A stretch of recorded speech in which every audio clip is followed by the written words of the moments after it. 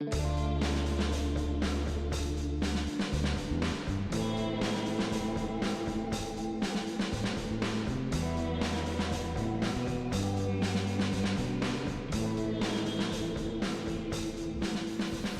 to Gifted Underachievers, the podcast for mid-level creatives with delusional ambitions. In this segment, James and I talk about burners, like the burners on a stove. Your life can only keep so many burners alive. Which ones do you have to shut down when the money runs tight or when the world gets a little spooky? How do you pivot off your burners into the frying pan? Hope you enjoy this one, and let us know if you've found a shift in your supply of creative or creative adjacent work. Pat, Yes. how was your summer? How was my summer? Let me tell you about mine. Okay, Because go. the reason why anybody asks any questions is because they have something they want to talk about. But my summer was kind of sucky because things changed in my business world that I had to adapt to on the fly. And I literally had to shut down. If you think about life as being so many burners, like we have 4 burners on the stove, right? Yeah. And so one is family, one is career, money earning, one is your social life, one is the creative work that you want to do that's personal to you. And then you can think about all these other burners, like you have your hobbies, you have your interests, you have this, but you can only have these 4 burners, right? And so I had to adjust on the fly really quick, do a lot of work around just being able to earn money. And I had to turn off all the burners. Wow. Except for the one, pretty much, right? Yeah. And you can't turn off the family burner. Yeah.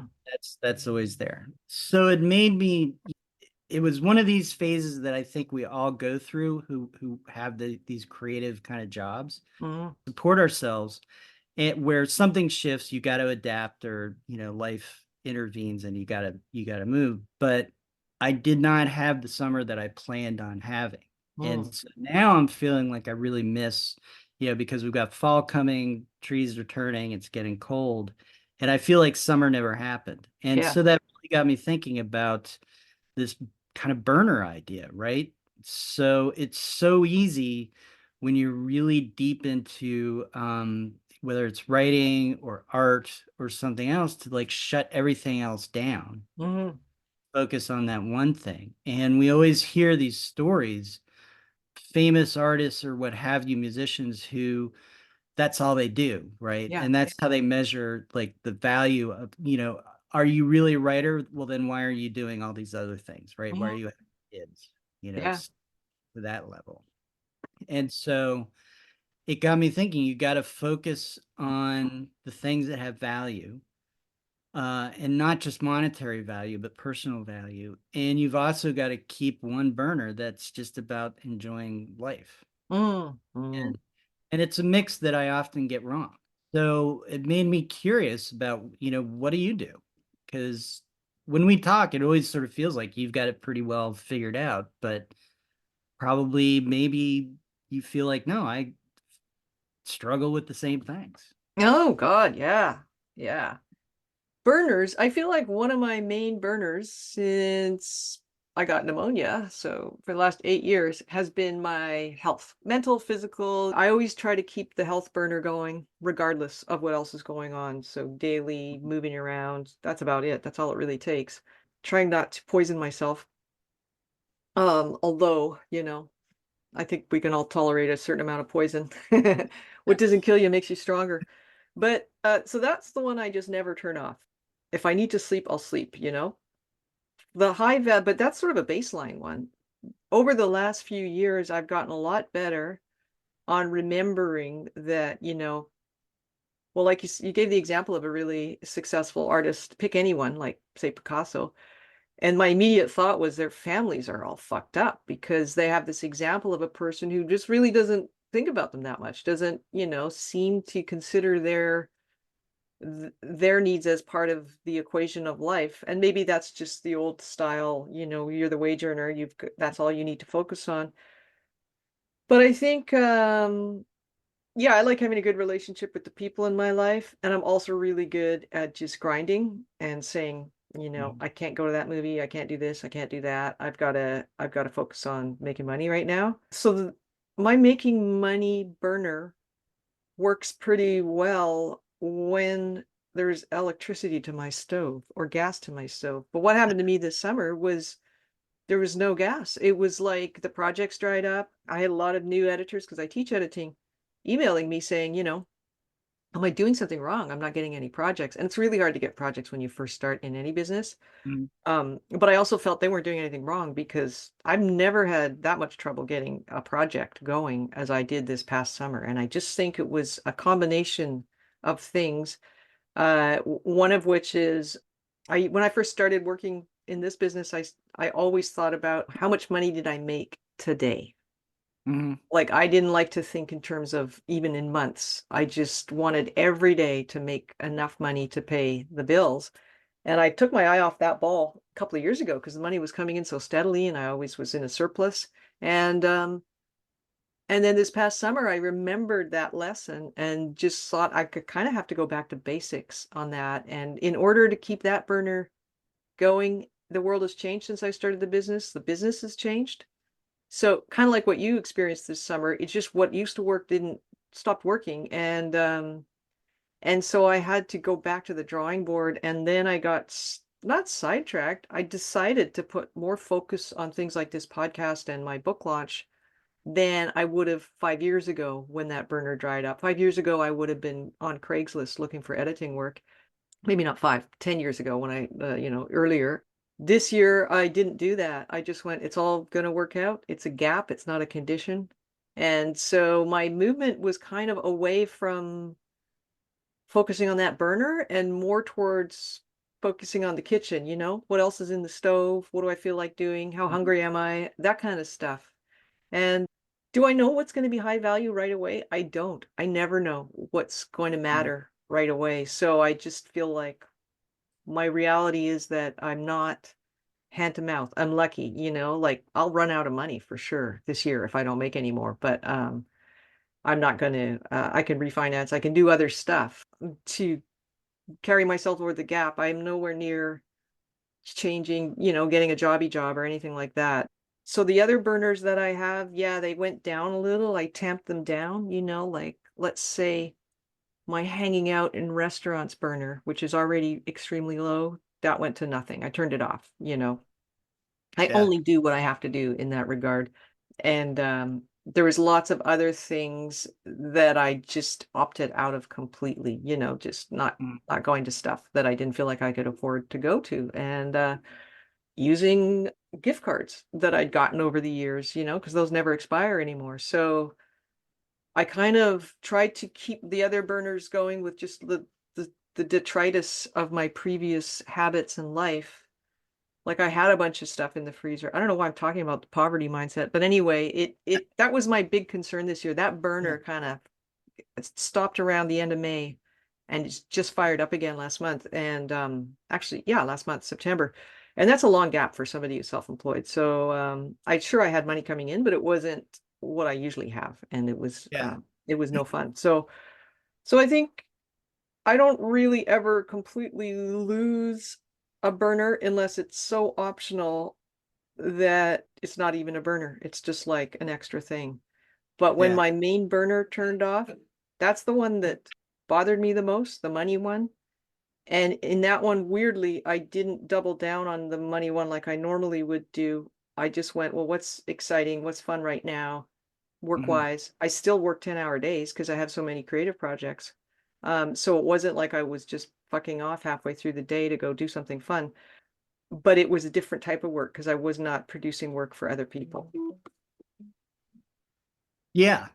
That raises actually a couple of interesting thoughts, right? So, one thing for me, and you just reflected this, was I've been busier than ever Yeah.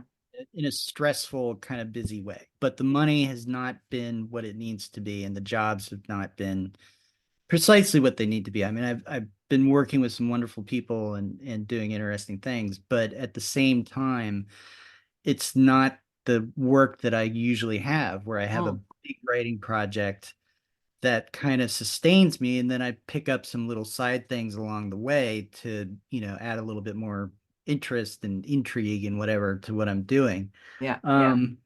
Usually when the fuel dries up on the money burner, I'm not busy, right? It's Mm.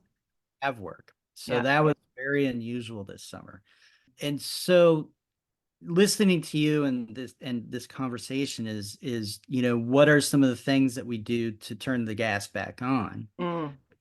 And for me, it's really about, and we've talked about this before, this understanding the context, really understanding what it is that's changed, Mm.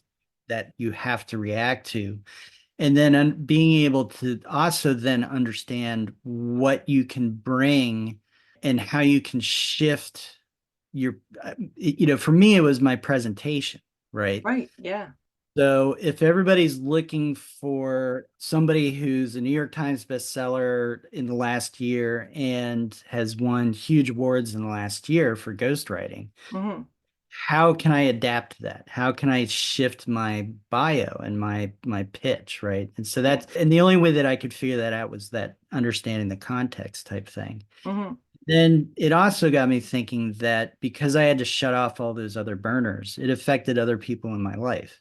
Yeah. And, I wasn't as present as I'd sort of accept family because I try to be dutifully present to them. Mm-hmm. But there are other people who wanted to do things with me, right? Yeah. That going hiking, like you talked about your restaurant burner, right? Yeah. So I'm sure somebody said, "Hey, Pat, why haven't we gone out in a while?" Yeah.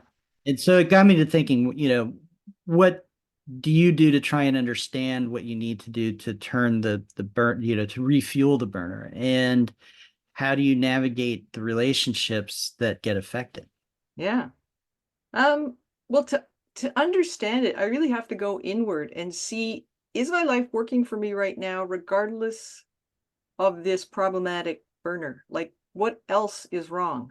And I found so I had a lot of family stuff happening with my mom, who's 93, and very time consuming, kind of emotionally taxing, tiring. And so I just felt like for my well-being, the best thing I could probably do is focus on the stuff that I had to do because I committed to it, like my book launch, like this, and that I enjoyed, and to understand what I needed to do. Actually, I was a bit of a late realization that what I needed to do was take a really fresh look at what I do for work and establish a growth plan, which I didn't have. I had gotten a bit complacent being booked so much. It's not that I booked super far ahead, but I was steadily booked and I had multiple manuscripts at a time. I know I sound like I'm all, what's the word, nostalgic about, my good days, but I mean, it Yeah, was this year. It was like 3 months ago, yeah, but uh, yeah. so I don't want to be too nostalgic about that. I think that I remember saying to myself, this is not really sustainable the way I work because I do multiple manuscripts at a time, because I'm so steadily booked.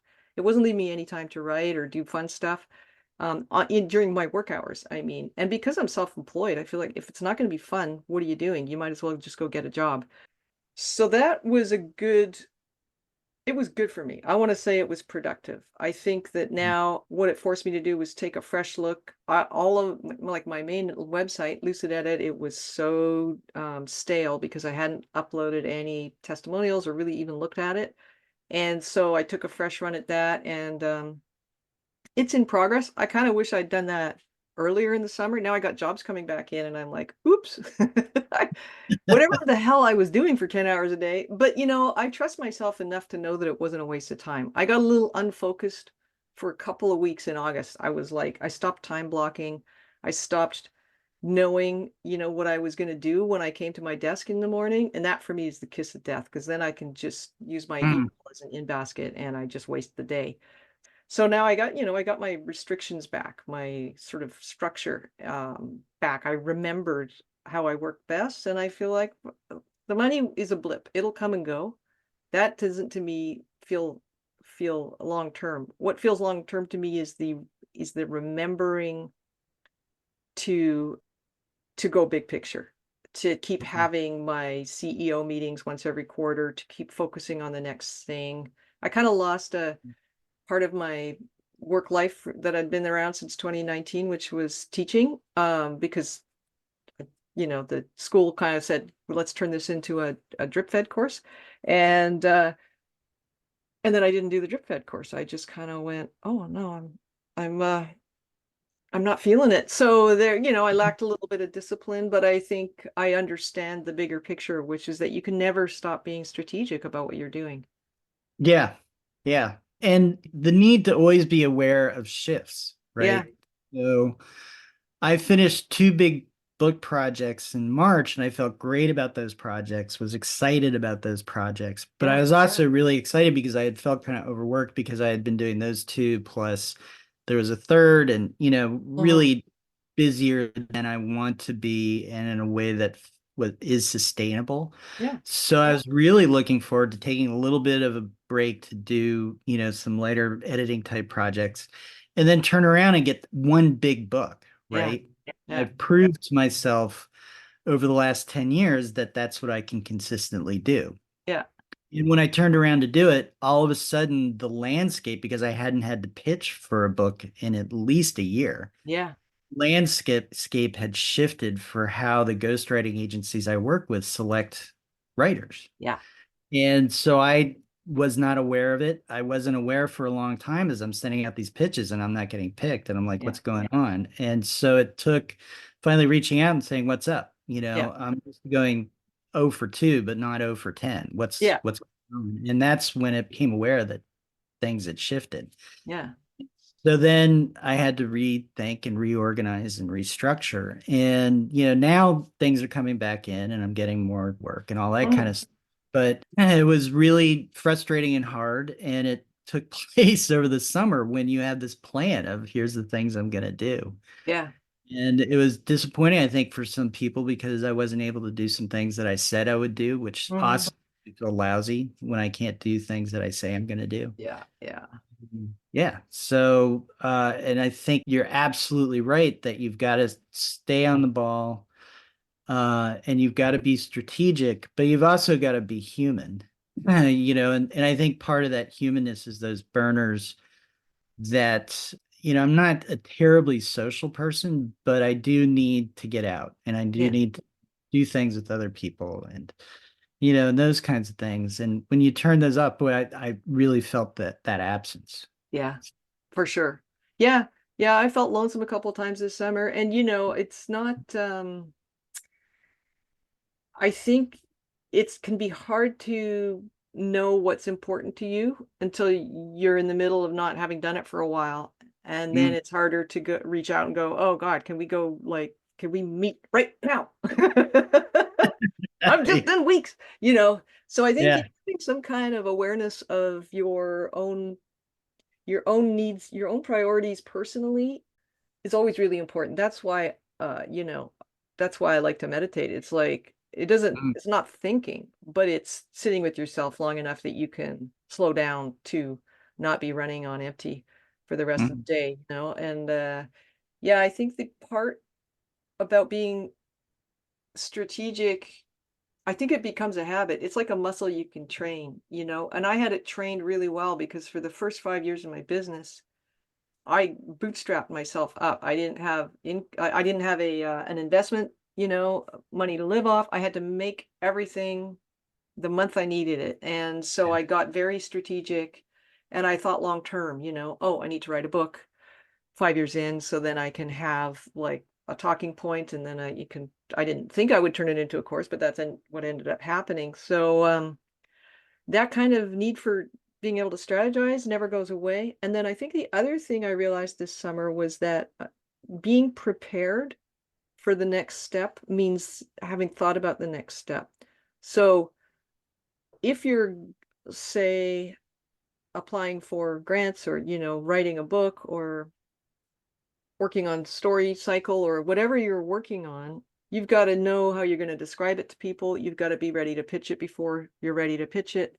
You've got to know so much about sort of how it's going to interface with the world, if you will. And I had never really done that, like I started editing before I even had a website because somebody asked me. And so all of that, seemed to always come at it from the back end. And this summer, I realized you prepare for the selling before you even have the thing, and that's been really helpful because I think serendipity goes to the ones who've done the work. It's kind of like that luck opportunity work thing, but it's also, just being strategic. And that just means looking at your landscape and really taking in the context and thinking it through. And like you say, noticing when something has dried up, noticing when things are changing. Yeah. Which in our case means doing reading outside our own bubble of whatever we're working on to keep abreast of the publishing industry, our role in it. Like a lot of ChatGPT stuff was on the burner this summer. And I think a lot of people who are writing books kind of held off for a little bit around editing to see how they felt about whether they could get it edited. In my case, I work one-on-one with individual manuscripts. And, I don't really work with people who want AI because that's not the type of editing I do, but it is something that people had to think about. And so that was a zeitgeist thing that I was well aware of, but I did not really factor it into my summer plans, which included making the exact same amount of money or more that I'd made January to May when I was super busy, and buying a ticket to somewhere nice for next January. Which I think I have to kibosh now, Yeah. But we'll see. But yeah, I think there's this, people are less willing to take risks in a risky world. Maybe that's it. I think that's really smart. And I think it's really correct. And unfortunately, these people are making a mistake. And I think there's, it's going to shift again. Yeah, it's a pendulum. Yeah. And that's another lost burner, keep yourself happy kind of thing. So, listeners, did you notice a shift recently in your work? I don't think we're the only ones. I think there was a shift. I think something changed.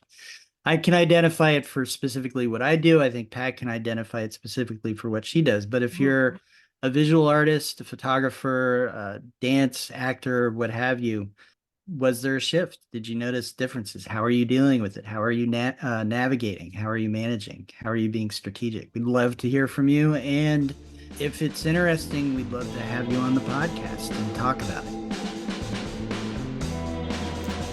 Thanks for listening to Gifted Underachievers, the podcast for mid-level creatives with delusional ambitions.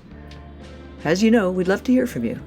So please leave us a comment, drop a note in the chat, or send us an email to giftedunderachievers@substack.com.